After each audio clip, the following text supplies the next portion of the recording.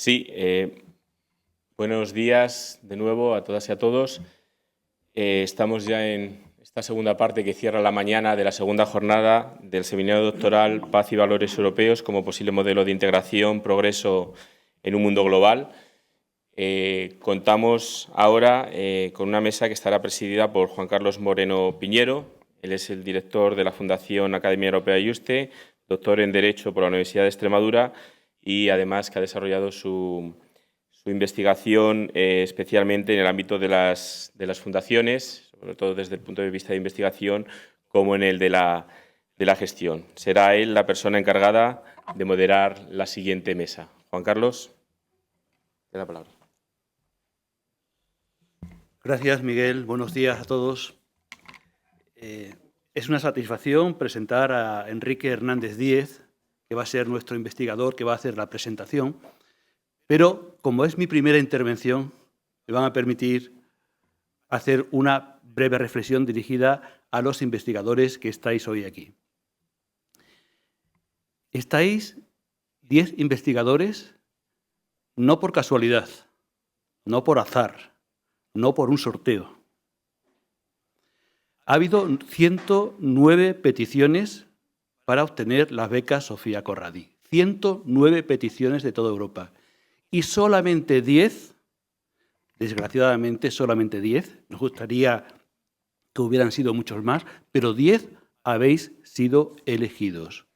Eso es un mérito en vuestra vida. El jurado de las becas Sofía Corradi, aquí estamos varios componentes, hemos tenido un trabajo muy difícil. Seguro que todos hemos revisado una vez y otra vez y otra vez vuestras investigaciones, vuestros currículum, para intentar ser justos. Yo no sé si hemos sido totalmente justos, pero honradamente hemos intentado ser justos en esta elección. Y los que estáis aquí, creo que podéis estar orgullosos y contentos de que sois una de las 10 personas seleccionadas en toda Europa con una beca Sofía Corradi. Eso quedará para el resto de vuestra vida. Dicho eso, mañana hablaré más. Hoy con eso es suficiente. Cuando yo revisé el expediente de Enrique, me llamaron poderosamente la atención dos datos, que los tuve muy en cuenta a la hora de emitir mi puntuación. Uno es su investigación, pero la otra es el compromiso social que él tiene. En Europa no valen investigadores que están metidos dentro de una habitación pensando todo el día. El pensamiento solo tiene sentido si se aplica en la práctica y se hace llegar a los demás. Ratones de laboratorio no sirven, porque quedan para ellos mismos todo lo que hacen. Queremos jóvenes investigadores comprometidos con Europa y comprometidos con la realidad social. Y estoy seguro de que Enrique es uno de ellos. Aparte de sus investigaciones, forma parte del movimiento Scout, de Amnistía Internacional, ha sido presidente del Consejo de la Juventud en Extremadura y vicepresidente español del Consejo de la Juventud de España. Creo que son méritos que, añadidos a su labor investigadora, le hacen merecedor de una beca Sofía Corradi. Creo que ahora está muy centrado solamente en investigar y acabar su tesis doctoral. Yo, Enrique, te pediría que sigas con la investigación, pero también sigas con el compromiso social, porque una cosa sin la otra no es nada. Te cedo el uso de la palabra. Gracias.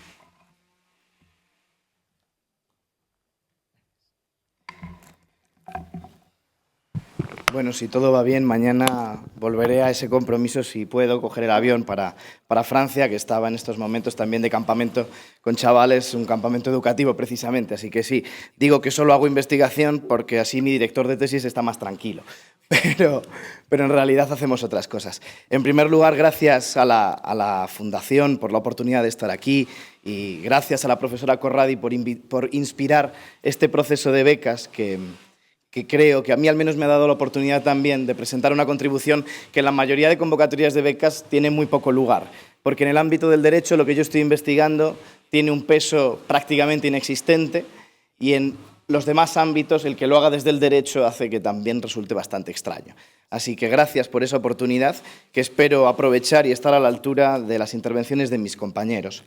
Mi intención es centrar la intervención como si fuera una música de 4 tiempos, y por lo tanto voy a intentar llevar ese ritmo para facilitar y explicarlo, para facilitar, aunque no utilizo diapositivas ni presentación, porque soy incapaz de mirar a 2 sitios a la vez y de mantener el hilo de la conversación entre los papeles y la presentación. Prefiero centrarme solo en los papeles que tengo delante en estos momentos.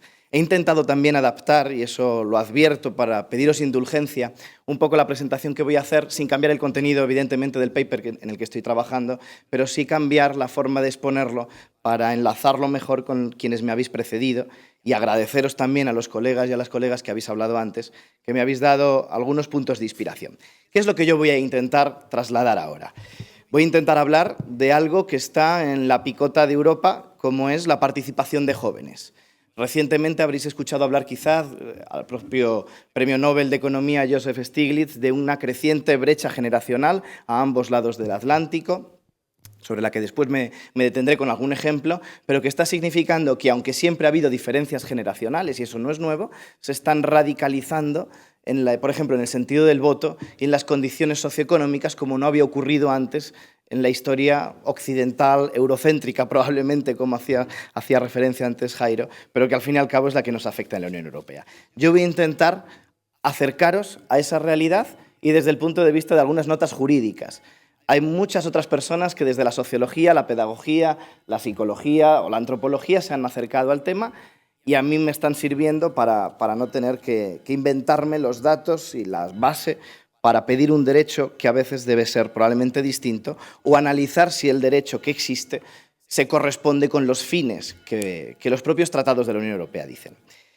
¿Para qué sirve lo que os voy a contar? Bueno, pues muy rápidamente y aprovechando el tiempo que tendríamos, me parece que la mejor forma de explicaros el por qué lo que creo que contamos ahora es útil es enlazarlo con algunas de las frases, de las palabras o de los mensajes que ya habéis dado. El profesor Elbert, en una conversación informal en la piscina el otro día, el domingo, nos lanzaba la pregunta a los más jóvenes del entorno de qué era para nosotros la Unión Europea. Que esa pregunta deje de ser una pregunta en una piscina, una pregunta de cafetería. Las instituciones la interioricen, la formulen a los jóvenes, estén dispuestos a escuchar la respuesta que den. Eso es participación juvenil. Que deje de ser una conversación de cafetería y pase a ser un proceso estructural, regulado, a ser posible jurídicamente. De eso es de lo que voy a intentar hablar. Hablaba también la profesora Corradi el otro día de cómo en su iniciativa en torno a los 30 años, cuando iba persiguiendo al ministro por los pasillos del ministerio, le trataban después de señorita de forma despectiva. De eso también tiene que ver lo que voy a contar, de cómo las iniciativas de muchos jóvenes en Europa son despreciadas por el simple hecho de que somos unos niñatos, como a mí me han dicho, por cierto, la última vez hace escasos meses en el ámbito académico de la universidad. Otra de las referencias que hacía la profesora Corradi la vais a ver en algunas de las descripciones que voy a hacer. Primero surgen procesos de participación juvenil alegales, al margen de la legalidad, rozando la ilegalidad en algunos casos en la propia Unión Europea, y poco a poco van a tener regulación.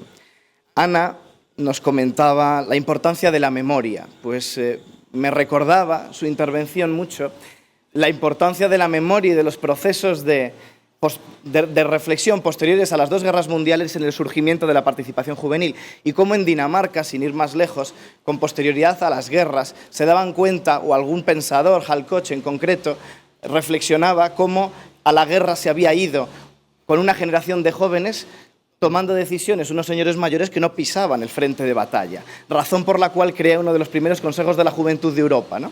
Que es el Consejo de la Juventud de Alemania. Esa memoria que también veíamos en el cementerio alemán de ayer, ¿no? Bettina nos hablaba de la importancia del derecho internacional humanitario, y justo la Unión Europea en sus tratados, en uno de los momentos en los que decide que la juventud no es solo un sujeto para proteger derechos, luego lo concretaré donde aparece, sino un sujeto a promover una avanzadilla social, un elemento capaz de transformar la sociedad de forma más eficaz probablemente que los adultos, se concreta en algo que todavía es etéreo, pero que está en los tratados ya de la Unión, el Tratado de Funcionamiento de la Unión que hacemos referencia ayer, como es el Cuerpo Europeo de Solidaridad, aunque vaya cambiando de nombre según la evolución política. María Teresa nos hablaba de las fronteras y yo creo que eso es uno de los ejemplos claros en donde se está produciendo la brecha política generacional más importante de Europa. Cómo estamos enfocando unas generaciones y otras esta crisis, ¿no? No quiere decir que unos estén en la verdad y otros en la mentira por razón de la edad, ni que toda una edad o una generación tenga una opinión, pero hay una clara ruptura de tendencias entre quienes tienen una edad y otra al abordar esta cuestión. Y Jairo pues, nos desafiaba al problema del eurocentrismo y a mí me inspiraba o me recordabas uno de los conflictos que se han vivido entre las organizaciones juveniles y los procesos de participación juvenil, que sirve un ejemplo. El Consejo de la Juventud de España en el año 2014 y el Consejo de la Juventud de Portugal, es decir, las organizaciones juveniles, los espacios más representativos de jóvenes en ambos países, renunciaban y cerraban el espacio iberoamericano de juventud. Yo no tengo claro que haya sido un acierto, pero lo cerraban en beneficio o cediendo el espacio solamente a los representantes de las organizaciones de países latinoamericanos, inhibiéndose las organizaciones de España y Portugal precisamente para no hacer una nueva neocolonización o ir a dar lecciones a nadie. Todo eso tiene que ver con lo que voy a contar y explico los 3 tiempos. En primer lugar, voy a intentar aportar algunos conceptos, porque cuando hablamos de participación juvenil parece un tema sencillo, son palabras que comprendemos, pero ¿qué significa un joven a los efectos del derecho de la Unión Europea? ¿Y a qué me refiero cuando hablo de participación? Porque también son elementos o conceptos confusos. Después de esos conceptos, una de las primeras preguntas que surge es ¿qué puede hacer la Unión Europea en estos temas? Que va a ser más bien poco, como vais a descubrir. Y sin embargo, siendo poco lo que según el derecho puede hacer, os voy a intentar demostrar que es extraordinariamente importante porque el resto de estados, los estados de la Unión, suelen inhibirse, copiar o limitarse a lo que la propia Unión impulsa, que debería ser subsidiario a lo que hagan los estados y a veces es lo único que se hace. Después de esas competencias y esos objetivos, terminando ya la introducción, que veréis que intentaré que sea rápida, intentaré también lanzaros quiénes son los actores clave. Porque cuando hablamos de participación juvenil, no participa evidentemente el presidente de la Comisión Europea ni del Parlamento Europeo dialogando con los jóvenes en cualquier pueblo de Europa, ¿no? Hay unos agentes concretos que son portadores de intereses colectivos, representan a las instituciones o a los intereses de los jóvenes, de todos los jóvenes o de las principales organizaciones y de la juventud organizada, que es la que suele participar, y es importante saber quiénes son para poder ponerles nombre y hacerles un seguimiento y ver cómo influyen al final en la creación de derecho. El segundo tiempo, que será también muy breve porque no pretendo saturar a nadie, esta hora sé que es complicada, llevamos ya 2 exposiciones de gran profundidad y de bastante nivel y en España diríamos que estamos en la hora de la siesta del burro, supongo que el concepto siesta lo entendéis, antes de comer se llama siesta del burro, si alguno lo necesita que lo haga, no voy a perseguir a nadie por ello, pero intentaré de forma nada exhaustiva explicar cuál es el derecho originario o primario, el de los tratados, cuál es el derecho derivado que existe en temas de participación juvenil y el más importante, aunque no es estrictamente vinculante y es muy difícil saber cómo se aplica, que es el soft law o el derecho indicativo, ¿no?, de la Unión Europea, que es de lo que más hay, precisamente porque la Unión Europea puede hacer muy poco en temas de participación juvenil, aunque parece que políticamente importa mucho. El tercero es el más provocador, porque voy a intentar ofreceros una serie de 6 cuestiones para el debate o 6 desafíos jurídicos sobre participación juvenil en Europa, tomando como ejemplo pues, experiencias desde las Naciones Unidas o de otros organismos internacionales de integración regional, etcétera, ¿no? Y para terminar el cuarto tiempo de la intervención, solamente para las conclusiones provisionales del paper y abiertas a todas vuestras aportaciones que seguro que son muy útiles. Explicado ese esquema, entro en los conceptos. ¿A qué demonios me refiero cuando hablo de juventud en Europa, en la Unión Europea? Existe una conciencia colectiva muy extendida, como si la juventud fuera un concepto que ha variado mucho a lo largo de los siglos o de los años y de los milenios incluso, pasando cada vez a un rango más amplio de edad. Sin embargo, y aprovechando las referencias a la Grecia clásica que hacían algunos de los compañeros, bueno, de hecho los dos colegas que me habéis precedido, me sorprendió mucho encontrar en la Constitución de los atenienses de Aristóteles que él describía las instituciones de los jóvenes, utilizando ya esa palabra distinta de los niños, para el inicio de la capacidad política de ir a la asamblea, ya en tiempos de Pericles, incluso antes, a los 18 años, y las instituciones de los jóvenes acababan aproximadamente a los 30 años cuando podían ser elegidos a las principales magistraturas. Imaginaos lo que es la esperanza de vida en la Grecia clásica y acabar con las instituciones de los jóvenes a los 30 años, teóricamente. En realidad, el servicio militar o el servicio cívico que se hacía en Grecia acababa en torno a los 20 años, pero es verdad que no eran elegibles, no podían ser elegidos hasta después. Este concepto ha evolucionado mucho y ahora estamos en una sociedad en que se está llamando de la juvenilización, ¿no? Ser joven es algo atractivo, socialmente hablando, porque eres más guapo, más fuerte, mejor salud, aparentemente, pero nadie que haya dejado de ser joven quiere coger la renta per cápita de los jóvenes, la precariedad o la inseguridad. Así que hay una juvenilización del marketing, pero no de las realidades socioeconómicas profundas de una generación que, según Naciones Unidas, ha sido la más maltratada por la crisis económica global reciente. Hasta el punto de que la mayor parte de los pobres del mundo son jóvenes y la mayor parte de los jóvenes del mundo, que es más llamativo aún, son pobres o están empobrecidos. Incluso en regiones como esta, en Extremadura, os debo decir que además los datos, por desgracia, los he tenido que trabajar mucho, esta región tiene más del 50% en los últimos años de riesgo de pobreza y exclusión social entre menores de 30 años. En Europa. No es pobreza extrema, no estamos hablando de desnutrición, evidentemente, ni de privación material severa, pero sí de riesgo de pobreza y exclusión. El problema que está generando esto es que el concepto de juventud se está relacionando mucho con la precarización. Hay que ampliar la juventud a los 35 años porque la gente tarda más en salir de casa. Y eso es una posible trampa de conceptos porque vamos a relacionar jóvenes con situación de vulnerabilidad y de precarización cuando no tendría que ser así.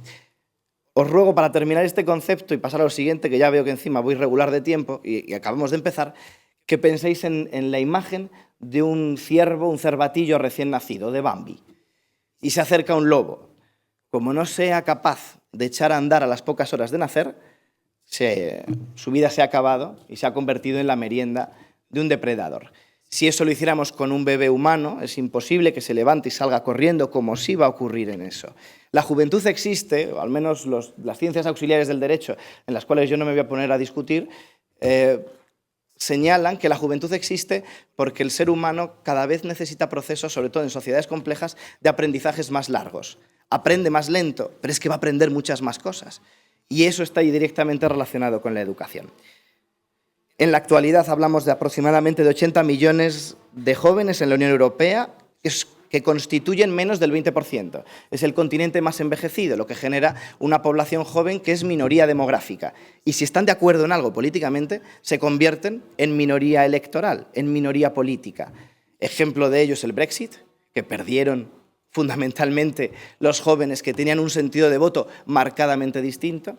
Ejemplo de ello al otro lado del Atlántico fueron las elecciones en Estados Unidos, prefiriendo a Sanders frente a Clinton y perdiendo, prefiriendo luego a Clinton frente a Trump y perdiendo.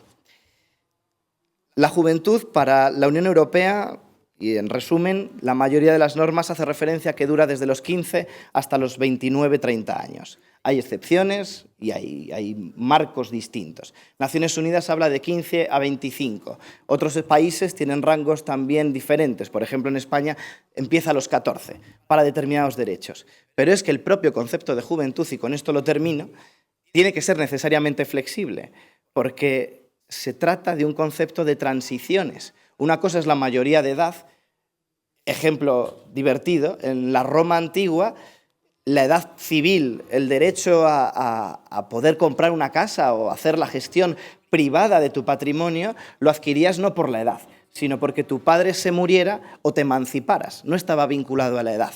De manera que podríamos encontrar un cónsul de Roma que votaba ya en los comicios o en la República desde los 14 años, que llegara cónsul a los 30 años y que no pudiera comprarse una casa sin permiso de su padre.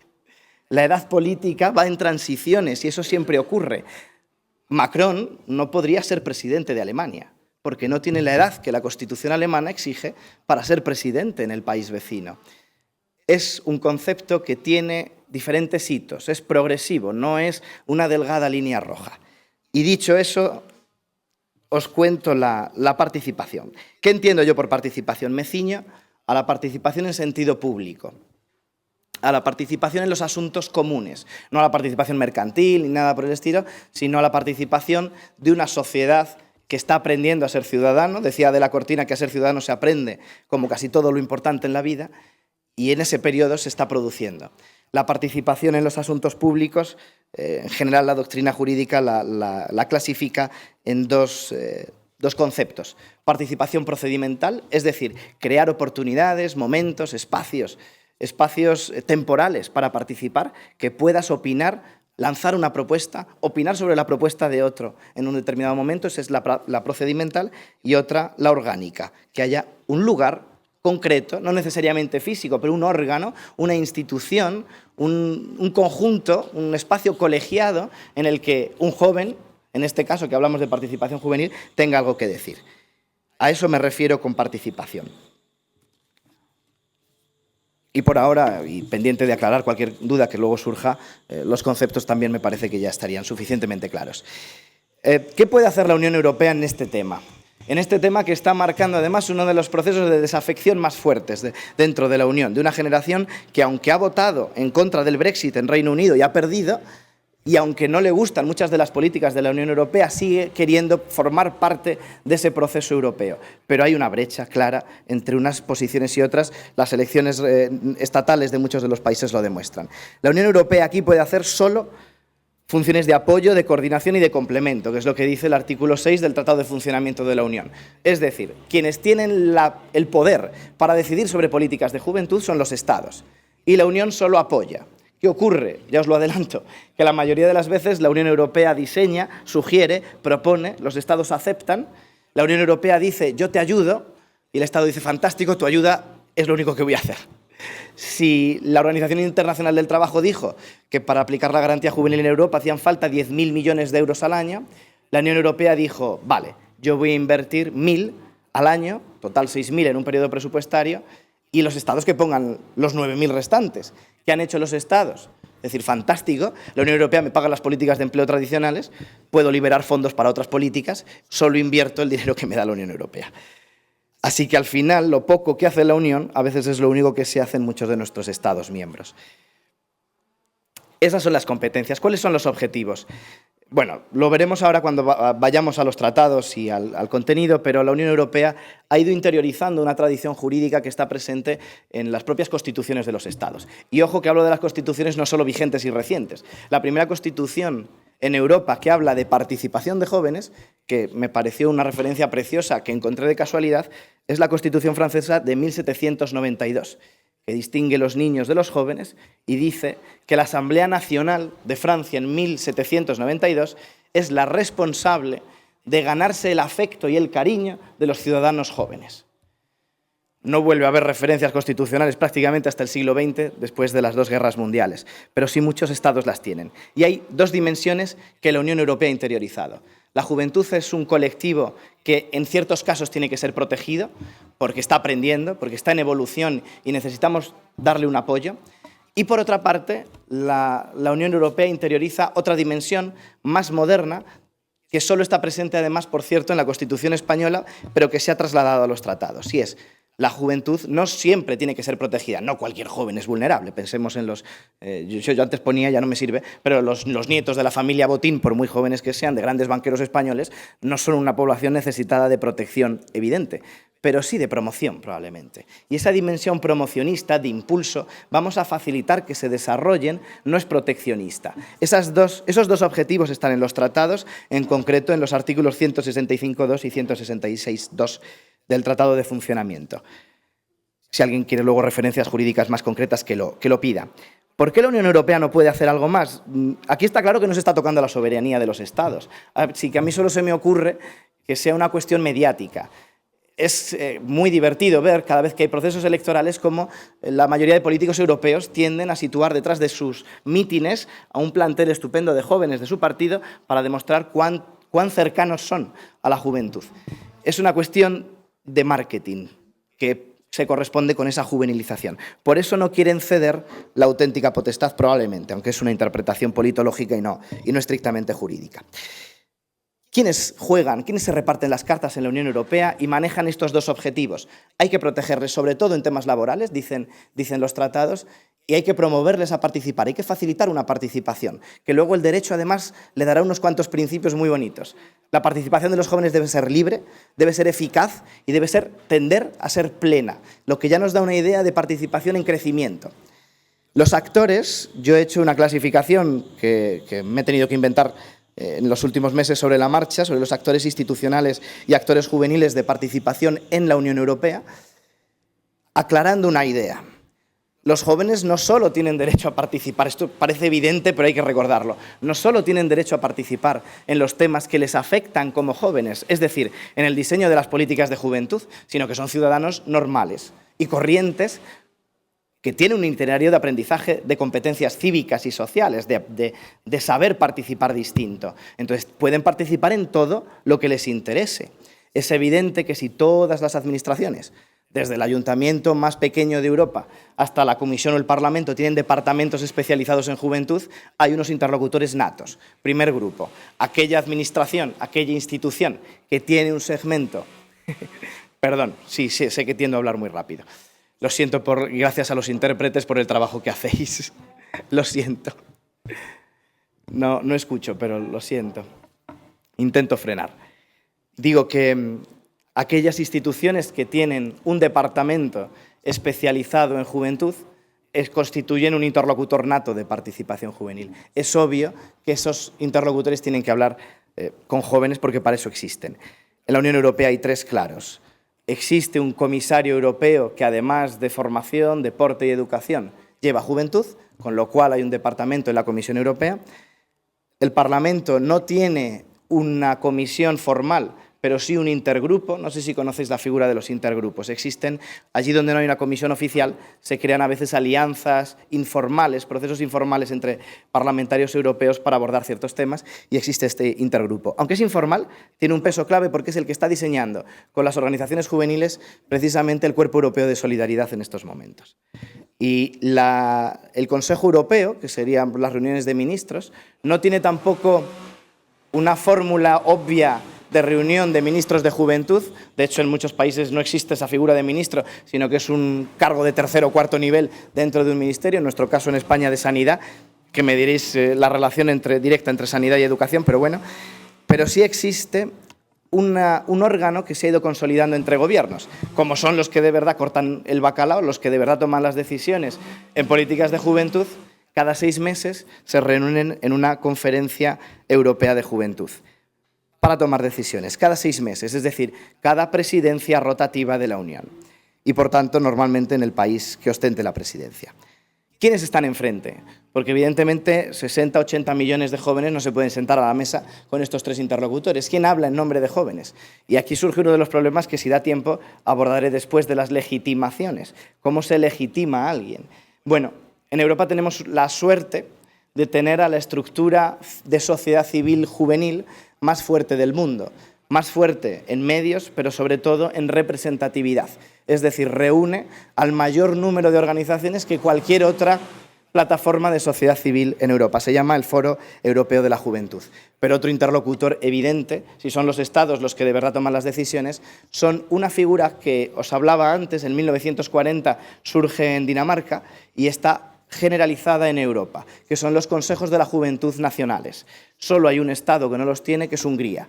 El resto, según me consta, salvo que se haya cerrado, el de España estuvo a punto, tienen consejos nacionales de juventud. En cada sitio funciona de una forma distinta. Son más o menos representativos. De hecho, en Francia tuvieron una crisis hace tiempo porque al gobierno le parecía poco representativo o no le interesaba la representatividad y, en vez de resolver el problema de ese órgano, creó otro. Así que ahora tienen 2 problemas, ¿no? 2 órganos escasamente representativos. Pero en todos los estados existe un interlocutor. Y ese interlocutor representa no a las organizaciones juveniles, no es una federación de asociaciones, sino que es un interlocutor no parlamentario, es decir, no tiene soberanía, pero sí representa los intereses generales, colectivos, difusos a veces, de toda la juventud. no los intereses corporativos de las organizaciones juveniles. Y esto es importante, no están para defender las subvenciones de las organizaciones de jóvenes en Europa, sino para defender los derechos de los jóvenes. Ejemplo de eso es que han conseguido legitimidad el Foro Europeo de la Juventud, que es quien reúne esos consejos y a las organizaciones juveniles europeas, hasta el punto de interponer una demanda al gobierno de Bélgica por la gestión fraudulenta de las prácticas no remuneradas con jóvenes en el Estado. Y que probablemente prospere, y crucemos los dedos, porque será un precedente. Lo sentiré por Bélgica, pero me alegraré por los jóvenes de Europa, que tendrán una sentencia europea bastante favorable sobre los derechos en los procesos de becas y prácticas. Y eso lo hacen esas instituciones. ¿Cuál es el derecho, cómo se monta el derecho de la Unión en estos temas? Como decíamos, bastante limitado. Para quienes no sean de derecho, reitero la diferencia entre una cosa es el derecho originario, ese bloque de constitucionalidad, por llamarlo de alguna manera, aunque no es constitución, porque no se le ha querido llamar así, que son los tratados originarios, los tratados de derecho primario, que son vinculantes claramente, y ahí rápidamente menciono que es el artículo 6, que ya he mencionado, el 165, el 166 y el 214, los que dicen algo, pero tampoco me parece relevante hacer exégesis de estos contenidos. Después encontraríamos, si de verdad hubiera un esfuerzo jurídico en el tema, un derecho derivado, ¿no? Concretado en reglamentos, directivas o decisiones que son vinculantes según el marco. Lo cierto es que hay poquísimo y prácticamente lo único va a la financiación de programas que lanza la Unión Europea. Algunos muy importantes, porque de hecho algunos son la única financiación sobre esos temas. Antes hablábamos de las becas Erasmus. En España durante mucho tiempo la única financiación ha sido la de la Unión. Y los gobiernos se han inhibido o han hecho una financiación mínima. A mí mi Erasmus me dio prácticamente para el coste de las cervezas y poco más. Y luego llega el derecho indicativo, el soft law, que es el más desarrollado. Muy importante, además, con el tema de nuestro seminario, porque transforma los valores de la Unión, un contenido a veces difuso, no claramente exigible en un tribunal, pero lo transforma en principios jurídicos que nos permiten interpretar lo que sí es obligatorio. Y por tanto es útil, ¿no? Y en ese marco, por ejemplo, entra la demanda de Bélgica. Segundo tiempo terminado, me quedan 15 minutos para los dos últimos. Al menos los enuncio. Tercer tiempo, esas 6 cuestiones para el debate. Y esto quizá es lo más innovador de la contribución, porque hasta ahora he sido meramente descriptivo. Existen algunos precedentes instrumentales en el derecho internacional público que no se han aplicado en Europa a pesar de tener un derecho de juventud, de participación juvenil muy desarrollado. Pero otras regiones, curiosamente, tienen instrumentos concretos más fuertes, más potentes en términos jurídicos y en defensa de derechos de jóvenes y de derechos de participación. 2 ejemplos. Hay 2 catálogos de derechos concretos firmados por tratado, que es la Convención Iberoamericana de Derechos de los Jóvenes, que vincula a 2 estados europeos, España y Portugal, por el marco iberoamericano, que si de verdad se estuviera aplicando con las interpretaciones doctrinales que existen sobre qué es participación política de los jóvenes, obligarían a España a cambiar la edad de voto. Lo ha firmado en tratados internacionales, pero no lo ha aplicado en el derecho interno. Esos tratados existen. Uno, como decía, la Convención Iberoamericana, y otra, la Carta Africana de Derechos de los Jóvenes. Son tratados, deben aplicarse. El seguimiento es regulero. Quizá Europa no necesita un catálogo nuevo, porque tenemos muchos y muy buenos y muy bien seguidos, ¿no? como aquel del Consejo de Europa, no tanto de la Unión Europea. Pero esta existencia de instrumentos es uno de los temas de discusión. ¿Es necesario un catálogo específico? ¿Es necesario especificar, concretar los derechos humanos para un conjunto de población? Para la infancia se ha hecho. La Convención de los Derechos del Niño existe, tiene su comité internacional que hace un seguimiento excepcional. Convendría debatir esto. Parte de Naciones Unidas dice que no es bueno tener un nuevo catálogo, pero aquí surge la segunda propuesta de los instrumentos internacionales. ¿Por qué no tener algunos de los mecanismos que sí tienen otros rangos de edad? Por ejemplo, en la infancia. 2 ejemplos. El Comité de los Derechos del Niño hace un trabajo de seguimiento del cumplimiento de los derechos en cada país y de defensa incluso de procesos específicos cuando los tribunales de un país fallan, realmente extraordinario. Y otro ejemplo que pone en valor la sociedad civil, y luego si queréis podemos profundizar más, que es la cuestión de los informes paralelos. A través de los tratados internacionales de derechos del niño, los países están obligados, los países de la Unión están también obligados a presentar un informe de si cumplen o no y cómo lo hacen los derechos de la infancia. Para compensar lo que digan los estados y comprobar si es verdad, Naciones Unidas solicita a la sociedad civil especializada en el sector un informe paralelo. Este instrumento permite hacer un contraste, poner el dedo en la llaga, porque organizaciones como Save the Children y otras ONGs especializadas en cuestiones de infancia van a vigilar que lo que el Estado X diga es cierto. Y es realmente muy útil para después poder procesar incluso algunas injusticias. Segunda cuestión de debate, el aprendizaje de la participación. La mayoría de la regulación que se hace sobre participación ciudadana se hace como un modelo estático. La gente puede participar porque lo hemos previsto en una norma, si no lo hacen es porque no quieren, ignorando que para participar hay que saber cuándo, cómo, dónde y con quién hacerlo. Así que las normas probablemente deberían transformarse aprovechando más algo que ya existe, que son las disposiciones transitorias de cualquier norma, y creando procesos evolutivos de participación. El concepto de escalera fue manejado ya hace décadas por diferentes sociólogos en el tema de la participación. La participación no es como estar embarazada, que lo estás o no lo estás. La participación tiene grados, puedes participar más o menos. Ejemplo, no es lo mismo una consulta que lanzar una iniciativa propia. No es lo mismo que te pidan opinión en la idea de un gobierno que tú obligues al gobierno a responderte sobre una propuesta. El caso claro era la persecución de un ministro por los pasillos, ¿verdad?, proponiéndole las becas Erasmus. Este concepto de capacidad de iniciativa es un grado más alto y el derecho debería adaptarse a que al principio es necesario que las iniciativas de participación se tomen desde marcos institucionales y solo con el tiempo la ciudadanía adquiere competencias, valentía para ser la promotora de iniciativas participativas propias. Así que normas evolutivas que no tuvieran que ser cambiadas porque se queden desfasadas serían realmente muy prácticas, ¿no?, anticipándose a que la sociedad cambia de una forma en la que queremos que cambie. Es decir, queremos que la sociedad participe más y mejor. Preveámoslo en diferentes tiempos normativos. Tercera cuestión, la avanzaba antes, que era la crisis de legitimidad. Esto da verdaderos quebraderos de cabeza. Hay un estudio muy divertido, encargado por el Consejo de Europa a un politólogo, Flessenkemper, que después de analizar cuáles eran los órganos, la participación orgánica, espacios consultivos o con capacidad de iniciativa en cada Estado miembro, no de la Unión, sino del Consejo de Europa, es decir, bastante más amplio, 49 Estados. La primera conclusión que saca es que la mayor parte del esfuerzo de los órganos liderados por jóvenes, creados por ley o reconocidos por ley en cada Estado, dedican casi todo su esfuerzo a justificar ante el gobierno que sirven de algo.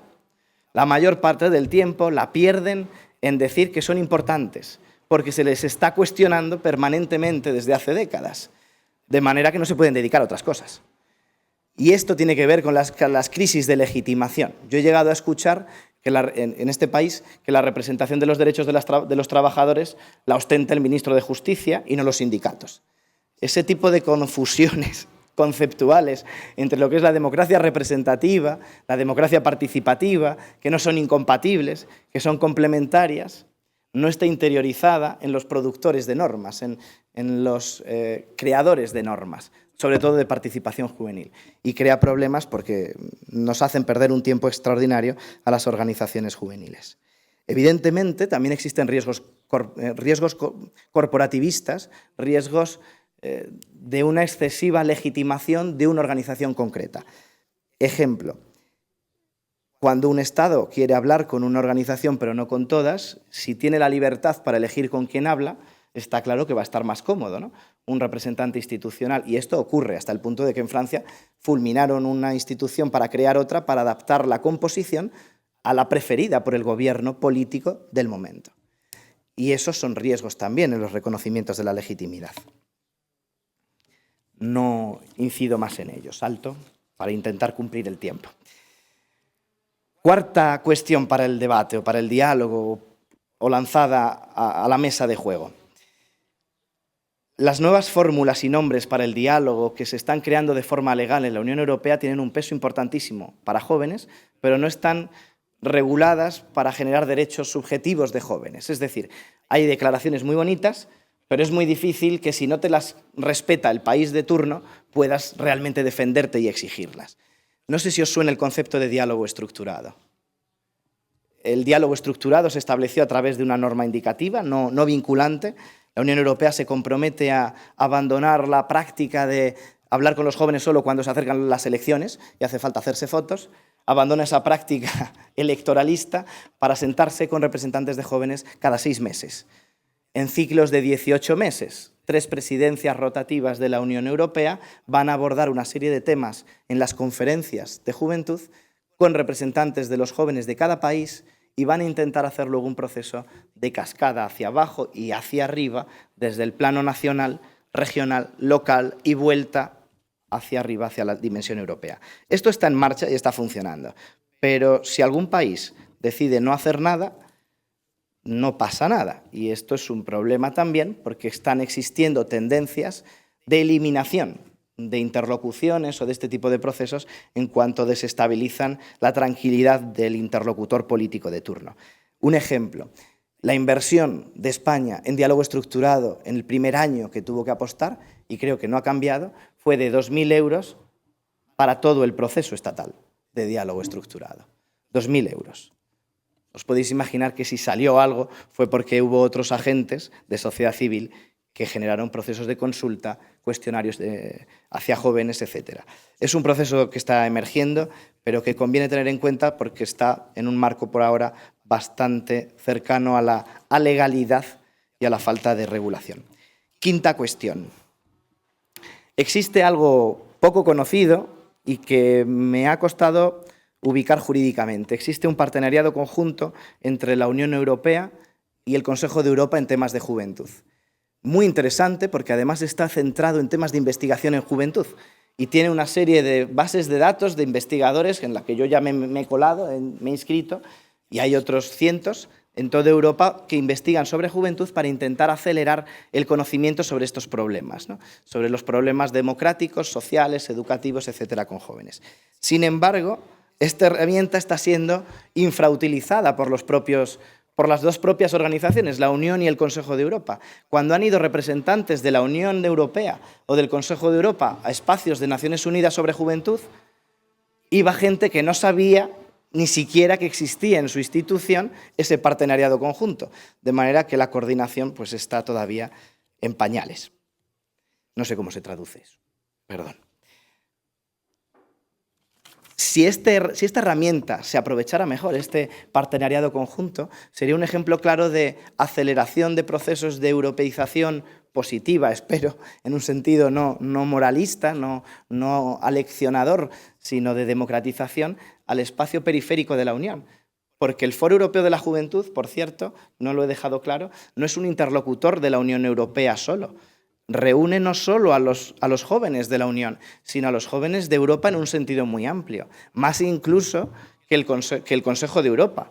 Dentro del Foro Europeo están representados hasta de 50 estados. Bielorrusia no está en el Consejo de Europa y sí en el Foro Europeo, de manera que es un interlocutor claramente privilegiado. Sexta y última cuestión.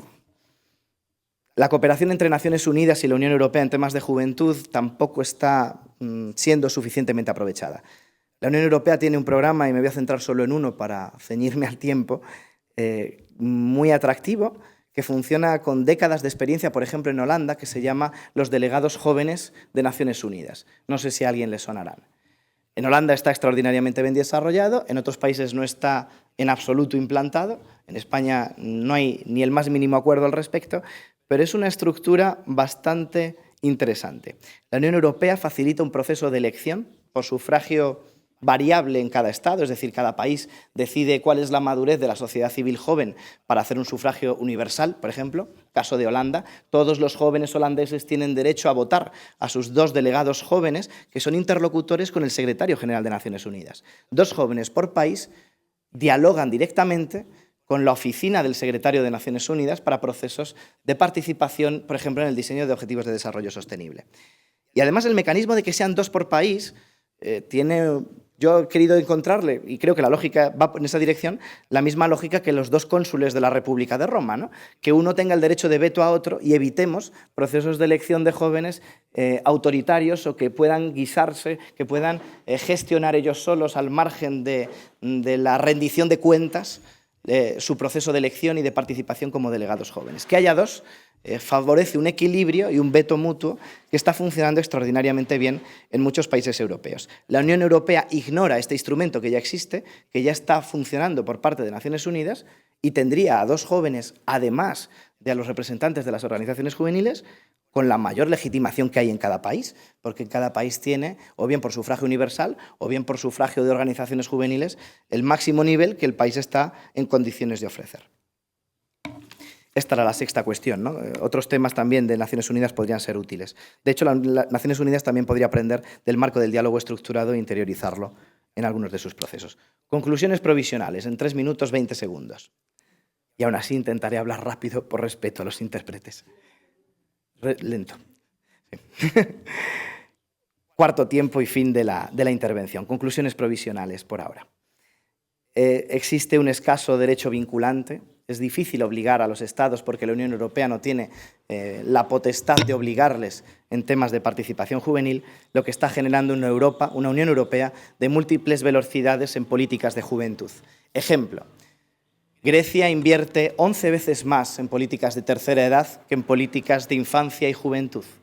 España, 34 veces más en políticas de tercera edad que infancia y juventud. Esa proporción no se corresponde con la distribución demográfica tampoco. Obedece la mayoría de las veces a criterios electoralistas. Europa, la propia Unión Europea, y no es un dato que quiera quedarse solo en la demagogia, sino que es revelador de la posición del esfuerzo de la Unión por las políticas de juventud. La Unión Europea invierte, y no es broma, 7 veces más en vacas, no en política agraria comunitaria, en vacas que en jóvenes. Eso provocó una campaña muy divertida del Foro Europeo de la Juventud que recomendaba a jóvenes de Europa: adoptad una vaca que os va a salir rentable. Ahí la falta de derecho que obliga a los Estados está generando unas disparidades tremendas. Países de la Unión como Eslovenia han aprobado la gratuidad de la educación superior, mientras España aumenta las tasas con la misma excusa económica con la que las eliminan en otro Estado, ¿no? La competencia tampoco afecta a elementos centrales como la soberanía, como decíamos, de manera que no debería haber problemas en ceder parte de esas competencias a la Unión para obligar a los Estados, salvo que los Estados tampoco quieren tocar algo que no deja de ser un núcleo de la política social, porque al fin y al cabo nos estamos jugando la equidad económica presente y futura de muchas personas. El derecho vigente también ignora esa cualidad evolutiva a la que hacía referencia antes, la participación ciudadana. Un ciudadano participa el primer año que participa de una forma y al año siguiente de otra forma, mucho más evolucionada. Si el derecho no reconoce ese aprendizaje y no lo prevé con instrumentos concretos, tendremos que estar cambiando las normas y se estarán quedando anticuadas a una velocidad de vértigo. Los programas y apoyos financieros que existen son importantes, pero hay dos desafíos claros. La Unión Europea, cada vez que la Comisión entrega un borrador de un documento al Consejo Europeo, como el Consejo Europeo está compuesto por los Estados, en materia de participación juvenil queda claramente recortado.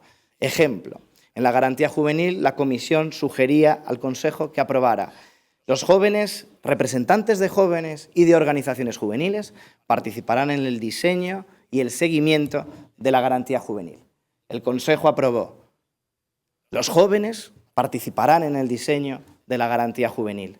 Eliminaron la representatividad, de manera que jóvenes son los que participan, y eliminaron la palabra seguimiento, de manera que desarmaron claramente la línea que quería seguir las propias instituciones europeas.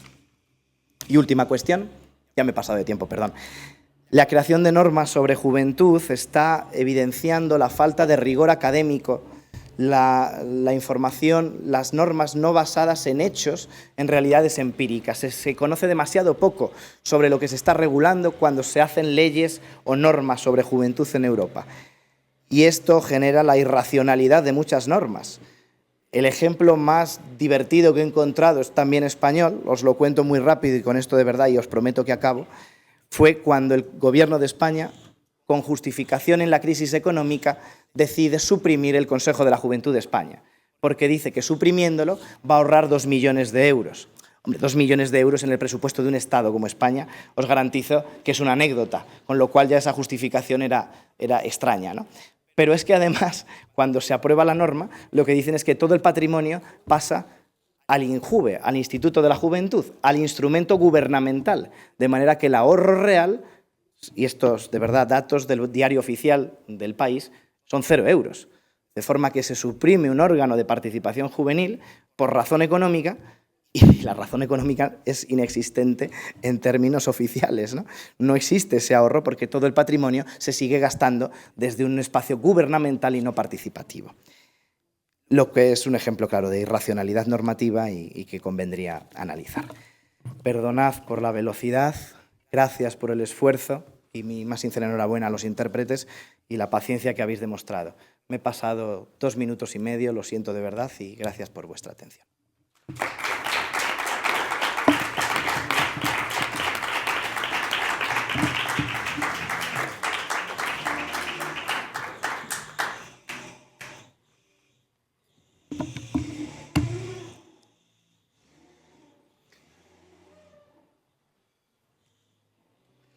Bien, gracias Enrique por tu exposición. Interesante sin duda alguna, creo que suscitará preguntas entre los compañeros. Yo solamente te quería hacer una pregunta. No quiero descender al dato técnico o al dato jurídico, sino me voy a mover más en tu opinión personal sobre algo que te he escuchado, creo que al principio de tu intervención.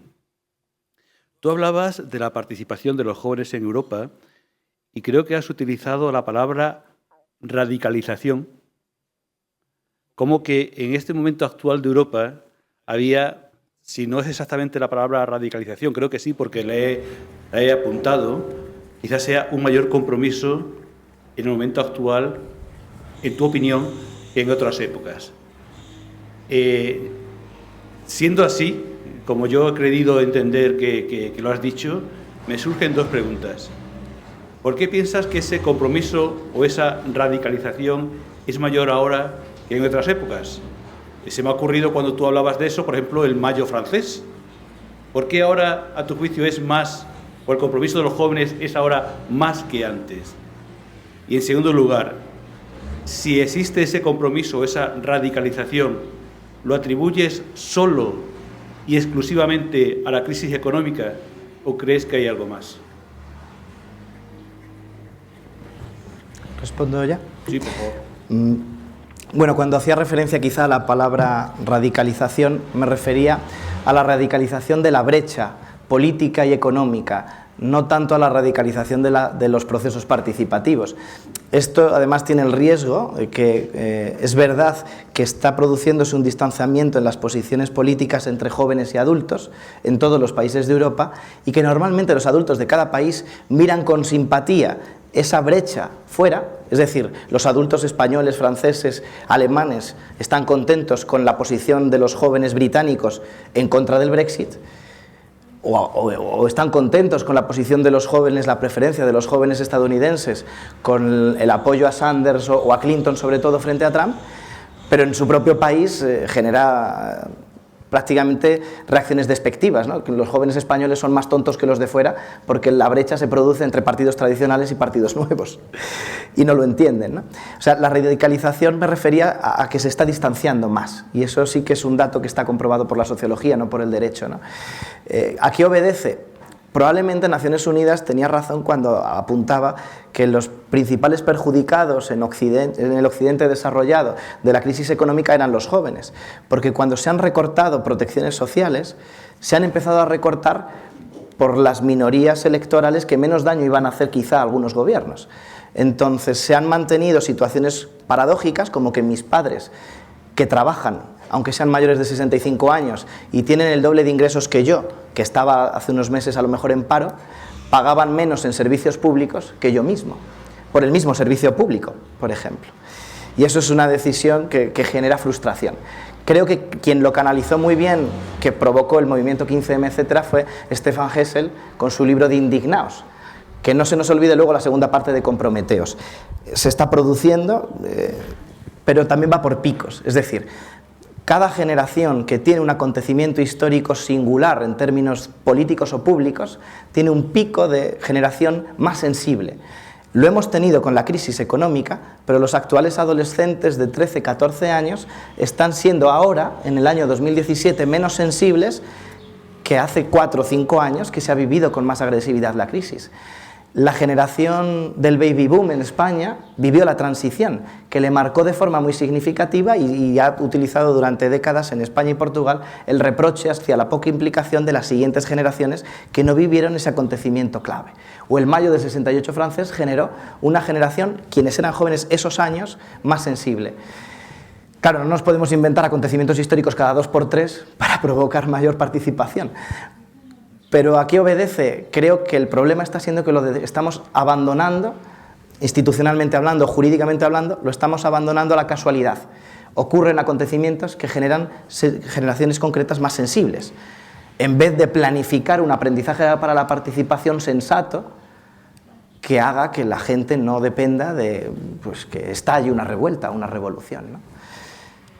Y de hecho ahora está descendiendo, es decir, la generación actual de adolescentes, quienes ahora tienen unos 13, 14 años, están hablando menos de asuntos públicos que hace 3 o 4. Y eso es porque lo estamos dejando al azar, en mi opinión. No hay planificación pública ni jurídica al servicio de esa estrategia. Muchas gracias. Abrimos turno de preguntas. Bettina y Gina después. Muchas gracias por su presentación. Bueno, yo tengo 2 preguntas. Una relacionada con la participación, cómo fomentar la participación de los jóvenes en el ámbito europeo. Y en este ámbito te quería preguntar si ves algún potencial en la iniciativa ciudadana europea. Y además, bueno, ahora se están replanteando las condiciones para presentar iniciativas y también entonces quería saber si las organizaciones juveniles participan en las consultas sobre la iniciativa ciudadana europea. Esto por una parte. Y por otra, creo que hace 1 año y medio más o menos hubo una resolución del Consejo de Seguridad sobre juventud y paz y sé que uno de los logros de los jóvenes fue que no se presentara a los jóvenes como actores violentos en los conflictos armados o después de los conflictos armados, porque por lo visto también hay esta percepción de los jóvenes como actores violentos y peligrosos. Así que mi pregunta es, decías que a nivel de la Unión Europea hay 2 ejes, la protección de la juventud y la promoción de la juventud. Y entonces quería saber si a raíz de los atentados terroristas en Europa ha cambiado un poquito la percepción de los jóvenes. Gracias.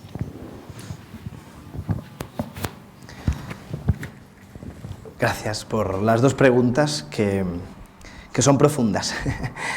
En primer lugar, sobre cómo fomentar en Europa esa participación y qué papel puede jugar la iniciativa ciudadana europea, iniciativa normativa, es un instrumento que está generalizado en los Estados, en algunos con más acierto que en otros, ¿no? Europa todavía tiene un modelo de iniciativa bastante restrictivo, es decir, mientras no se replantee y se reduzca el número de firmas necesarias y se facilite, es poco probable que los jóvenes lo hagan. Sobre todo porque recuerdo que la juventud participativa también es una minoría dentro de la propia juventud. Y eso no es que la juventud sea mala, de hecho los rangos de participación ciudadana entre jóvenes y adultos proporcionalmente no son muy distintos, pero si la juventud es una minoría demográfica y además la juventud participativa es una minoría cívica dentro de su propia generación, alcanzar los rangos actuales de las iniciativas ciudadanas es prácticamente imposible, ¿no? Entonces creo que ni se lo ha planteado el Foro Europeo, lo desconozco porque tampoco he estado en los órganos de este tipo de decisiones, pero creo que no se ha tomado en serio. En algunos estados sí sé que se valoró, pero luego los estados encima, sobre temas muy sensibles, por ejemplo en España se planteó En España cambiamos de ley de educación cada vez que cambiamos de gobierno aproximadamente, y las organizaciones juveniles se plantearon proponer una iniciativa legislativa sobre una ley de educación mínima de consenso que no mutara cada vez que cambia el gobierno. Pero resulta que al afectar a un derecho fundamental no puede haber una iniciativa legislativa ciudadana, de manera que no pudo sacarse, no por falta de potencial o de ganas de las organizaciones juveniles, sino porque la Constitución lo impide. Así que son instrumentos interesantes porque permiten lanzar iniciativas, pero tal y como están ahora planteados son muy conservadores, muy en la línea de los primeros modelos de Suiza en el siglo XIX, que son los primeros en tener este tipo de modelos, e insuficientes. Ahora mismo, más que una iniciativa sobre normas, a veces es interesante prever canales de iniciativas sobre políticas, porque luego, si no, además te van a reprochar que tu propuesta normativa no es jurídicamente impecable desde el punto de vista técnico. O los órganos de participación juvenil tienen técnicos juristas, o lanzar iniciativas de este tipo es complicado, al final. Porque directamente, bueno, en la mayoría de estados me consta que se tienden a rechazar automáticamente el grueso de las iniciativas, incluso que se llegan a plantear. La segunda cuestión sobre la resolución del Consejo de Seguridad de la ONU. Es verdad que también en Naciones Unidas se está viendo varias velocidades y un enfrentamiento interno en el enfoque de los jóvenes. Hay una tendencia dentro de Naciones Unidas favorable a la creación de un catálogo de derechos específico, otra contraria y otra ignorante o que ignora preferiblemente las cuestiones de juventud. Quizá lo que está ocurriendo en el Consejo de Seguridad es que está empezando a funcionar al fin otra cosa que se llama el ECOSOC Youth Forum, el foro de juventud del Consejo Económico y Social de Naciones Unidas, que se está reuniendo todos los años, desde hace unos 6 años, para lanzar planteamientos desde jóvenes a nivel global, con representantes de todo el mundo, hacia los foros de alto nivel. Y eso puede estar incidiendo en el cambio de perspectiva. Es verdad que en ciertos espacios pues, la juventud se relaciona con problemas de drogas, de violencia, etc. Incluso en nuestro país, en nuestros países del entorno, muchas de las políticas de juventud solo se centran en eso y está empezando a cambiar. De hecho, el ECOSOC Youth Forum yo creo que es el instrumento de Naciones Unidas que ahora mejor está siendo capaz de concretar que la juventud es un potencial, un acelerador de los cambios y de los avances, ¿no? Porque carece esta generación, como todas las anteriores cuando eran jóvenes, de determinados marcos de prejuicios, de manera que asumen los cambios también más rápido y los provocan más rápido. Y el ECOSOC Youth Forum está aprovechándolo, por ejemplo, para el seguimiento de los objetivos de desarrollo sostenible. Yo creo que eso puede influir, pero queda mucho camino por recorrer. Y sobre el eje protección-promoción, lo que me parece más útil es redirigiros a las últimas consideraciones generales hechas por el Comité de los Derechos del Niño de Ginebra, que habla precisamente de esto, ¿no? Que las políticas públicas a nivel europeo, global o nacional deben entender que la especial protección sobre todo debe darse en la infancia. En la adolescencia debe producirse una transición entre la protección y la promoción, y hacia la juventud adulta debe haber ya, porque ya deberían estar protegidos y en condiciones de equidad, políticas más centradas en la promoción que en la protección, ¿no? Como evolución. No sé si respondo a tu pregunta o me he perdido algo.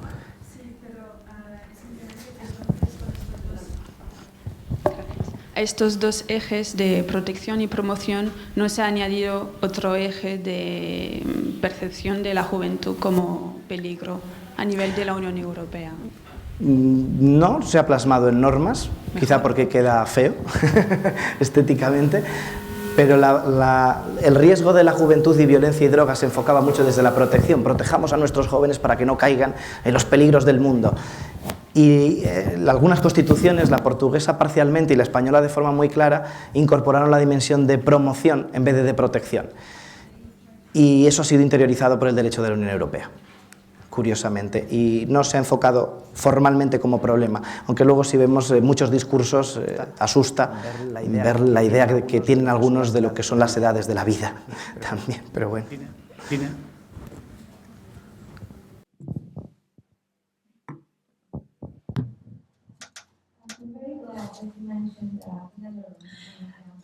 Me alegra el que haya dicho que los Países Bajos es un ejemplo. Yo participé como estudiante en estas reuniones de Naciones Unidas también, pude hacer preguntas al secretario general Kofi Annan. nos reunimos aproximadamente unos 4.000 jóvenes de todo el mundo y aprendimos cómo se hacen las leyes, cómo se llevan a cabo las resoluciones, diversos temas. Así que creo que es una buena idea el que la Unión Europea tenga este tipo de instituciones. Creo que fue algo muy interesante de su presentación. La pregunta que quería hacerle era la siguiente. En cuanto a la crisis de los refugiados, de los inmigrantes que está pasando hoy en día, ¿cuál es el incentivo de la Unión Europea para los más jóvenes, los inmigrantes más jóvenes? ¿Qué le puede ofrecer la Unión Europea para integrarles y protegerles? Protegerles de radicalismos, darles más oportunidades. ¿Hay algo al respecto? ¿Hay algún tipo de incentivo para los más jóvenes que vienen como inmigrantes, como refugiados? Bueno, claro, esta pregunta podría compartirla con Teresa, ¿no? Porque hablaba ella también el otro día que el problema migratorio, que está claro que es un desafío, y por eso lo llamo problema, no porque me parezca que sea un problema la migración en cuanto tal, sino porque no se está aprovechando quizá de la forma más eficaz posible, se está enfocando desde la Unión Europea como una cuestión de seguridad y no una cuestión de oportunidad, en otros términos. Estáis ahora mismo en una región que es Extremadura, en la cual el 85% de los municipios tienen menos de 500 personas jóvenes. Es decir, el 85% de los municipios de esta región son inviables en 10 años aproximadamente, en términos de equidad socioeconómica o de sostenibilidad de servicios públicos. La inmigración es necesaria para el relevo generacional, pero si el paro juvenil es tan grande, a pesar de que la pirámide está invertida, es porque tenemos un problema que incluso trasciende lo complejo que ya es la migración. No me consta que la Unión Europea esté haciendo algo realmente significativo en este tema. Hay declaraciones, hay posiciones bastante agradables en algunos casos, respetuosas con los derechos humanos, pero en la práctica estamos viendo que luego no se está cumpliendo el derecho internacional de asilo, entre otras cosas. Así que no hay una programación concreta. Se están aprovechando otros programas. Erasmus Plus es muy grande, cabía de todo, como señalaba la profesora Corradi, y algunas organizaciones están planteándose aprovechar la movilidad no de estudios, sino de organizaciones de sociedad civil para enfocar esta cuestión y buscar soluciones desde sociedad civil. Y eso sí tiene el apoyo de la Unión Europea. Pero no me consta otra cosa, quizá Teresa sí que pueda enmendarme y mejorarme. Teresa, ¿tiene la palabra? Thank you.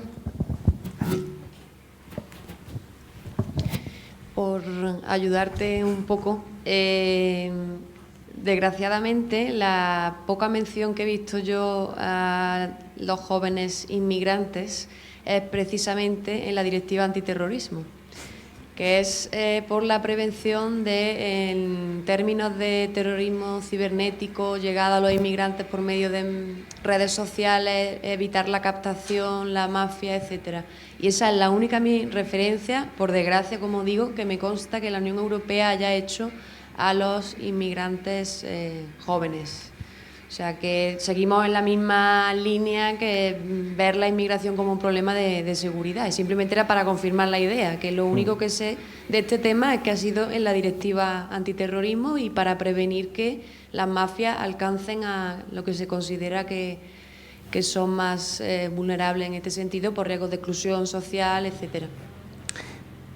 Sí que hay, perdonad porque me acabo de recordar que sí que hay un tema de debate importante colateral con jóvenes, que son los menores no acompañados. Los menores que llegan, adolescentes muchas veces, o de los que no se sabe la edad, pero no está habiendo una estrategia conjunta. Ahí está haciendo una labor mucho más eficaz los espacios de sociedad civil y de Naciones Unidas incluso. Bueno, esto no salió el otro día, pero Naciones Unidas ha denunciado que hay barcos militares europeos que están apagando los radares en el Mediterráneo, ¿no? Para no responder llamadas de socorro. Evidentemente, si tienen pruebas de eso, a mí me gustaría que les procesaran judicialmente a quienes lo estén haciendo, porque eso es un crimen realmente grave internacional. Pero ahí Naciones Unidas está teniendo un papel bastante más valiente que la Unión Europea. ¿Más preguntas? Bettina.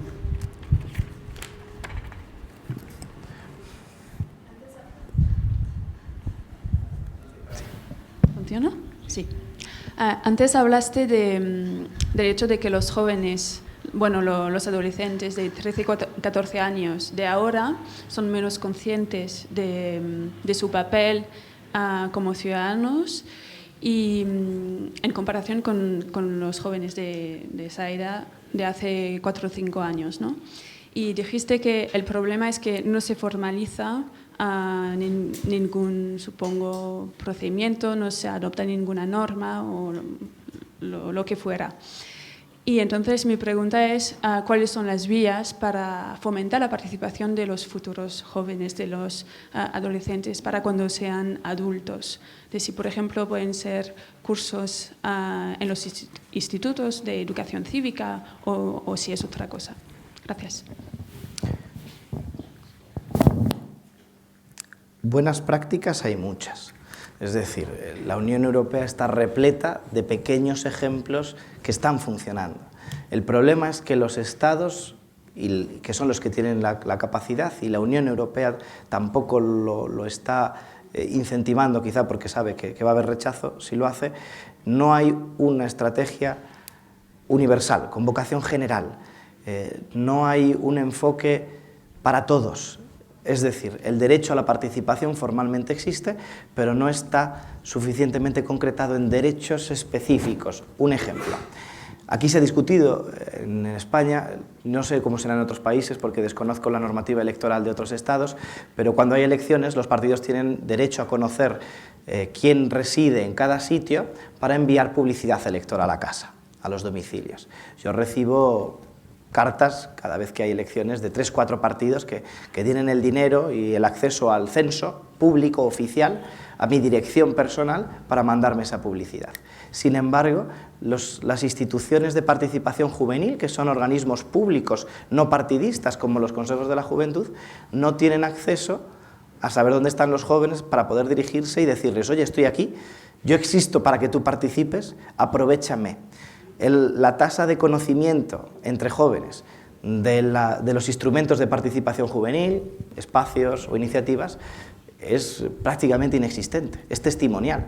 Varía según los sitios, yo no tengo estadísticas, pero vamos, basta preguntar por la calle a cualquier joven para saber si conoce lo que es un delegado joven de Naciones Unidas o lo que es el Consejo de la Juventud en su pueblo, en la región o en el país, y la rotunda mayoría dirá que no. Así que el derecho de participación juvenil debería concretarse, entre otras cosas, en un derecho generalizado a la información, que es un primer paso para la educación, para la participación.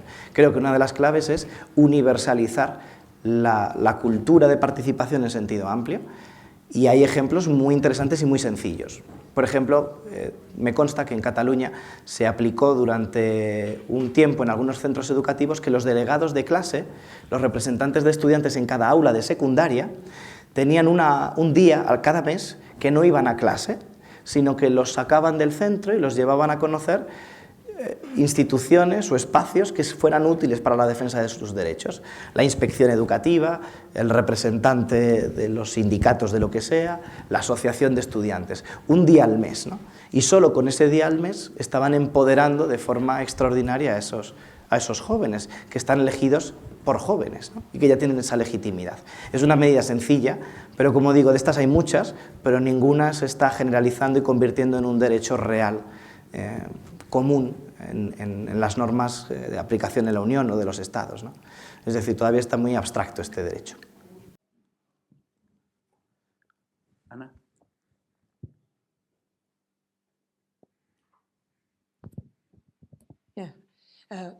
Thank you very much for this. Muchas gracias por esta presentación tan completa. A ver si te entendí bien.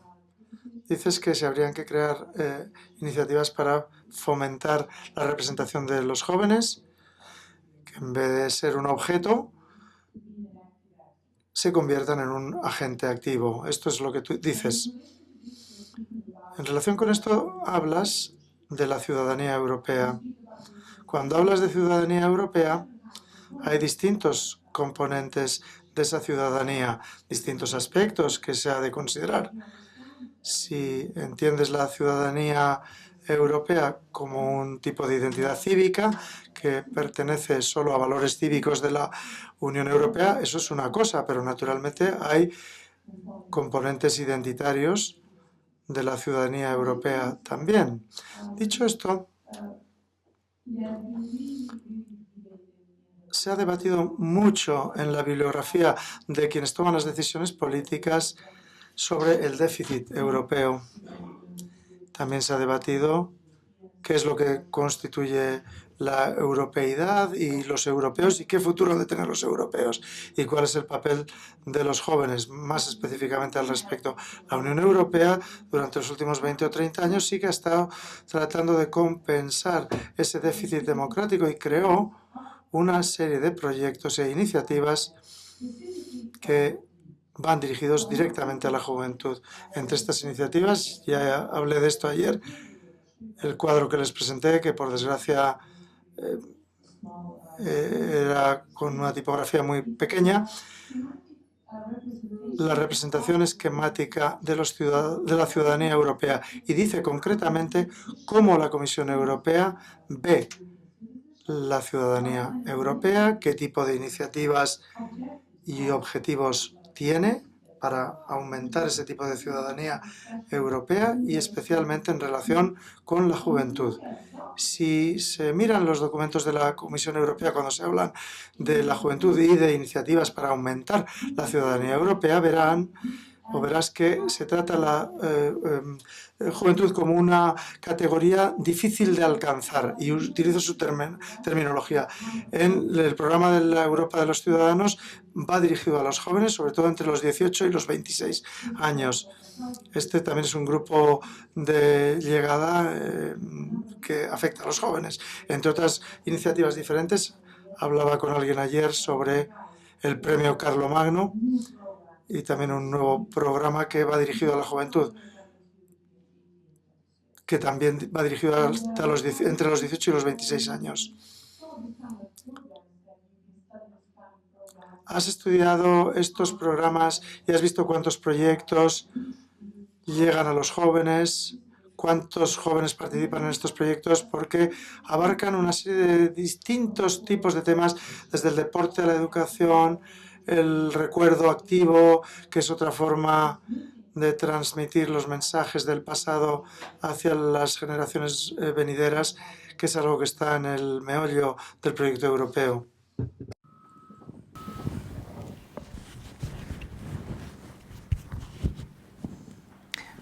Gracias por la pregunta. Como hasta ahora estoy haciendo un análisis más jurídico, he profundizado menos en el desarrollo estadístico, sociológico de los programas. Aunque es verdad que como la mayor parte del derecho que hay es derecho no vinculante, prácticamente se queda en esos programas, ¿no? El programa que creo que mejor convendría analizar, porque es el que está dirigido específicamente a estas cuestiones, es una de las 3 patas de Erasmus+, ¿no? Erasmus+ tiene la dimensión de educación, que es la más grande, la dimensión de deportes, que es la más pequeña, que sería educación informal, y luego Erasmus+ Juventud, que es un conjunto también de acciones específicas en el marco de la educación no formal, ¿no? Dentro de Erasmus+ Juventud sí que se está produciendo un riesgo importante, y es el antiguo programa de Juventud en Acción, que ha venido a sustituir y a mejorar supuestamente Erasmus+ Juventud, preveía algo que era realmente innovador, y era que pudieran candidatarse. Era un sistema muy sencillo, que podían candidatarse a fondos de la Unión Europea incluso grupos informales de jóvenes. Sin embargo, con el nuevo programa de Erasmus+ Juventud eso es prácticamente imposible. No es que sea imposible formalmente, pero en la práctica es casi imposible, y se ha orientado más, desgraciadamente, se le ha dado una dimensión empresarial, de manera que ahora, frente a grupos de jóvenes, asociaciones juveniles o colectivos de jóvenes, formales o informales, compiten empresas con técnicos profesionales, que están generando una desviación de los fondos de Erasmus+ Juventud hacia gente que se dedica solo a gestionar esos fondos. Y luego otro problema grave es la urbanización de la gestión de esos fondos. Regiones en España, como el entorno de Madrid o Barcelona, gastan la mayor parte en las diferentes convocatorias que hay, y me imagino que pasa similar en otros estados, aunque la gestión en cada país va por la Agencia Nacional y es distinto, y las áreas rurales Si no hay una apuesta del Estado concreto por capacitar a la gente para que gestione estos programas, al final el efecto de la casualidad o de la capacitación natural hace que en los espacios urbanos se pidan más, se gestionen más, y está generando una discriminación. En Extremadura, por ejemplo, en esta región, de diálogo estructurado, es decir, Erasmus Plus Juventud específico para diálogo entre jóvenes y políticos, en los últimos 3 años me consta que ha habido 2 proyectos, solo 2 proyectos, liderados no por instituciones políticas, sino por organizaciones juveniles. Y no ha habido más interés. Y algunos se han rechazado.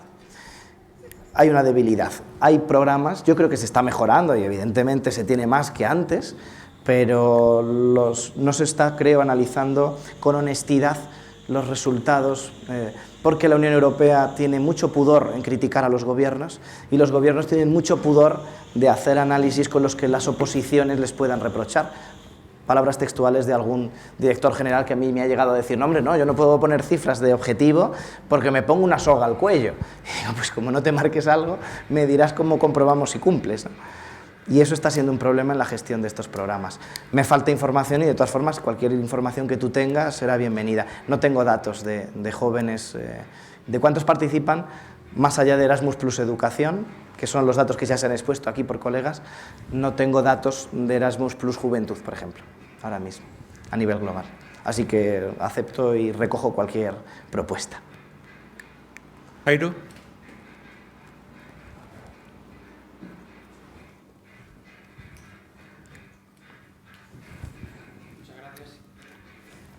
Muchas gracias, Enrique, por tu presentación. Quería preguntarte si algún Estado miembro ha implementado o si sería útil implementar una especie de sistema de cuotas, al igual que se hace, por ejemplo, con la participación de las mujeres, si se podría aplicar lo mismo a la juventud, tanto en la representación política, como por ejemplo que los sindicatos con representación necesiten tener un número, un tanto por ciento de presencia juvenil, como que en los presupuestos participativos haya efectivamente participación juvenil, bueno, y así un largo etcétera. Eso por un lado. Y por otro lado, no me queda claro si las dificultades de la participación juvenil se corresponden a una no voluntad política de que estos jóvenes participen, porque por el otro lado comentabas que dabas ejemplos, por ejemplo, tanto en el Brexit como en Estados Unidos, de cómo de alguna manera los jóvenes responden de forma un tanto homogénea a la hora de depositar su voto. O sea, no sé si eso es una tendencia general o son excepciones, porque si fuera una tendencia general, entonces a los partidos políticos y a la Unión Europea sí que les interesaría contar con esos jóvenes, ¿no? Respecto de la primera cuestión, sí se está debatiendo. De hecho, se está empezando incluso por discutir las normas de los estados en Europa y fuera que impiden a jóvenes acceder a cargos públicos, porque existen. En muchos países de la Unión Europea no puedes ser diputado con una edad distinta de la que puedes votar. Esto viene de la Constitución americana, que impide ser presidente, por ejemplo, con menos de 35 años, senador con menos de 30 y congresista con menos de 25. Y eso se ha trasladado a muchas constituciones europeas. Cosa que, por ejemplo, en las monarquías no sucede con el jefe del Estado, evidentemente, sino que es una mayoría de edad normal. Eso es uno de los elementos de discusión previos que se están teniendo al de las cuotas, pero que también Naciones Unidas, en su portal de juventud, si buscáis Naciones Unidas Juventud aparece rápidamente, ofrece datos de la desproporción entre representantes jóvenes públicos, en cargos públicos, y la población juvenil real, y cómo no tiene lógica esa desproporción. De cuotas concretas no se ha llegado a obligar en ningún sitio, pero sí está habiendo una tendencia a que en los espacios de toma de decisiones se favorezca, por ejemplo, en Naciones Unidas, que en las delegaciones a ciertos espacios de decisión o de debate, los países se obliguen a sí mismos a llevar representantes jóvenes, y no del gobierno, o sea, no el joven del gobierno, sino el joven de organizaciones juveniles elegidas democráticamente para representar esos intereses. Y ahí sí que se está pidiendo cuota. No conozco ninguna norma concreta que obligue a ello, pero se está debatiendo y se está promoviendo y se está denunciando donde no se produce. Es decir, en la proporción de eurodiputados menores de 30 años es prácticamente una anécdota. Creo que ha habido, en los últimos 20 años, puede haber habido menos de 5. Menores de 30 años. Por cierto, los que ha habido han tenido una gestión brillante. Por ejemplo, la garantía juvenil surge de una eurodiputada menor de 30 años. Estos jóvenes que llegan a eurodiputados muchas veces, además, por cierto, también surgen de esa juventud participativa previamente en organizaciones juveniles. Un acontecimiento reciente en Reino Unido ha sido la elección del diputado más joven de la actual Cámara de los Comunes, que ha sido, hasta hace nada, vicepresidente del Foro Europeo de la Juventud. Lo que ha despertado además una ola de simpatía europea generalizada, porque es uno de los nuestros para ellos, para el Foro Europeo de la Juventud, independientemente de la posición partidista que tenga. Y estos intergrupos de jóvenes, formales o informales, están alcanzando consensos donde el diálogo de partidos tradicional no lo alcanza. Y lo alcanzan gracias a las conexiones entre organizaciones juveniles al margen de la vida de partidos. No existen normas que obliguen a cuotas que yo conozca, pero es un tema que se está discutiendo, el problema de la representatividad de jóvenes. Y sobre la cuestión de la voluntad o no voluntad, yo me centro, cuando yo afirmo que no existe voluntad es porque hay algún elemento jurídico que lo evidencia, es decir, porque dice la norma que existe tal regulación por algo y esa regulación es falsa, objetivamente hablando en torno a la norma. A los politólogos les tocará ver si existe realmente voluntad política o no con las técnicas que ellos tengan. Hay muchos casos en los que yo creo que con el derecho en la mano podemos comprobar que falta voluntad, o que hay dos niveles de voluntad. Uno muy generoso para las grandes declaraciones y otro muy limitado para la aplicación práctica de esas grandes declaraciones, ¿no? La tendencia de voto a la que hacías referencia es nueva. Es decir, esta brecha en la que se puede... claro, no es automático, ¿no? El menor de 25 años no vota tal partido por tener menos de 30 o 25 años, pero sí que hay una tendencia que está en todo el mundo. Yo he mencionado los casos más o menos de Europa y de Estados Unidos, pero en Irán, por segunda vez consecutiva, han ganado partidos moderados frente a los más fundamentalistas, porque la pirámide de población de Irán está favoreciendo que los jóvenes ganen las elecciones. Y la posición mayoritaria de jóvenes está siendo la elección de partidos moderados. Pero esto es nuevo. Esto hace 5, 10 o 20 años no se producía, de manera que yo creo que todavía están descolocados muchos de los partidos que reaccionan a eso. No obstante, es una información sociológica y politológica en la que yo me manejo peor, creo, que en el aspecto normativo. Como es muy reciente, creo que no lo tienen claro todavía y no saben cómo manejarlo, me temo. Un apunte, por cierto, las preferencias políticas de jóvenes tampoco van dirigidas a elegir jóvenes. Y esto es una cuestión de sensatez también. Los jóvenes no prefieren los candidatos jóvenes, prefieren los candidatos que se corresponden con su marco ideológico, y esto es importante. No existe un corporativismo, no se está produciendo una brecha de corporativismo. El principal candidato receptor de voto joven en Francia fue Mélenchon, el candidato es más mayor, y en Estados Unidos el principal líder con apoyo de voto joven fue Sanders, el más mayor. En Europa uno de los referentes ha sido Stefan Hessel, que se murió hace unos años, francés, muy mayor ya, cuando empieza a movilizar jóvenes. Es decir, no hay una correlación entre esa brecha y la elección de líderes jóvenes, sino de líderes que se identifican con los valores de los jóvenes, independientemente de la edad que tengan. Edith. Perdón. Edith.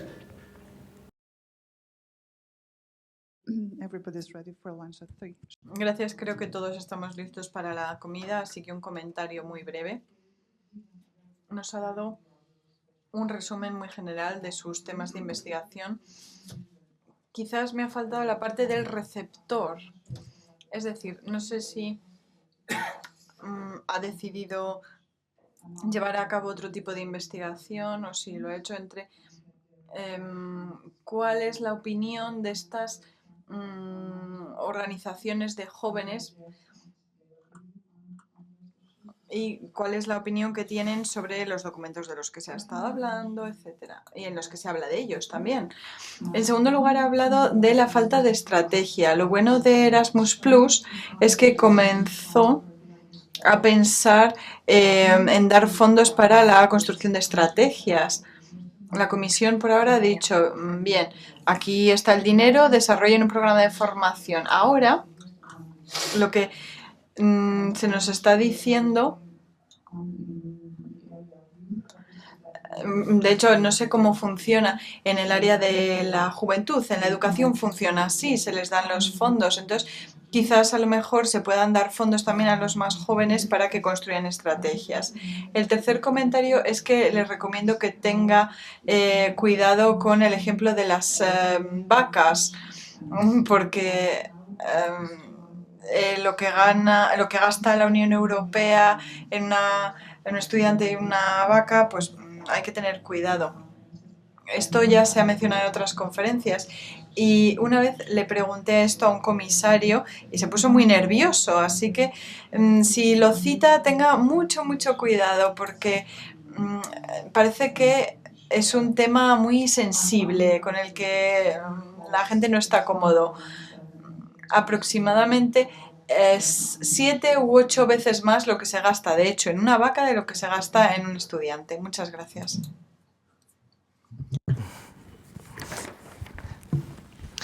Empezando por el final, soy consciente, tengo que tener cuidado y eso explica parte de la segunda respuesta. Tengo que tener cuidado porque vengo precisamente de esas organizaciones de jóvenes, entonces cuando hablo de ellas me cuesta hacerlo a veces desde rigor académico y no hacerlo hablando en primera persona. El ejemplo de las vacas lo uso porque lo hemos usado las propias organizaciones y la fuente que yo manejo en este caso es el propio Foro Europeo de la Juventud, ¿no? y los estudios que el propio foro ha realizado.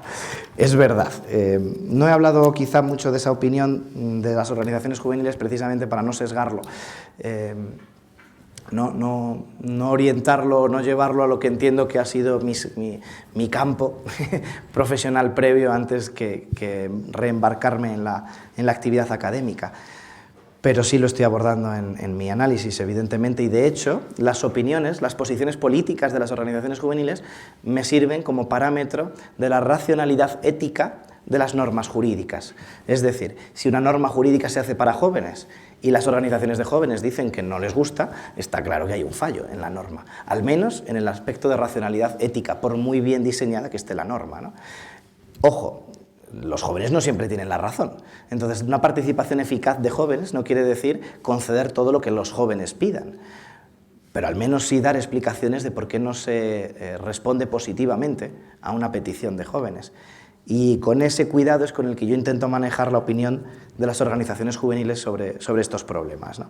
Es decir, aunque yo incluso tenga una opinión política dentro de esas organizaciones, a la hora de analizar la norma procuro no dejarme arrastrar si no tengo evidencias empíricas de que sea más o menos racional. Y no sé si me quedo algo. En relación al tema de la falta de estrategias, es verdad, Erasmus Plus está favoreciendo mucho el tema de la creación de alianzas, ¿no? Y es de agradecer, en principio. Y además lideradas por sociedad civil en muchos estados. Nos queda un minuto, si hay una pregunta más. ¿Ninguna más? Pues gracias, Enrique, gracias a todos y levantamos la sesión.